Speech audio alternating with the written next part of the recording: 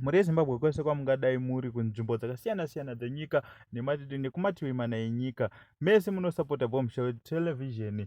Ndinongopa kutenda kutenda nerutsigiro rwamunotipa. Much salute kune vese vakasubscribe newewo kusubscribe muzuva ranhasi. Ndongoti Mwari awedzere makomborero, murambe muri wapenyu, murambe muchitisapota, murambe muchiuya pachannel inoi.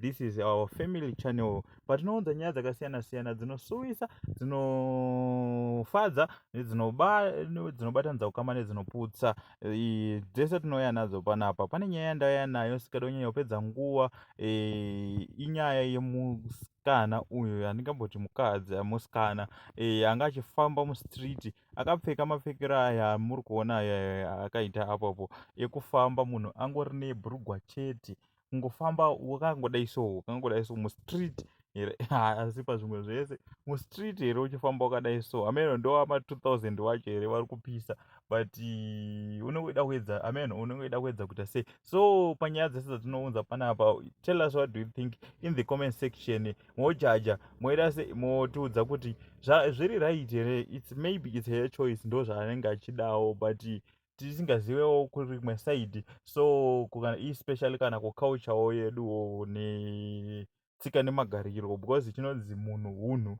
saka hatizivi kuti ndokurasa hunhu kwacho here, because kana zvichiitwa kwavarungu togona kungozviona ngezviri normal. Saka tell us what do you think in the comment section. Is it good or it's bad pane zvakaitwa nemusikana uyo achifamba mustreet akapfeka so? Maybe dai anga akapfekawo kana t-shirt kaimwe hombe, magarment t-shirts aya, but that's her choice, ndo zvaakasarudza. Saka isusu techingounza nyaya, imi motiudza mafungiro enyu.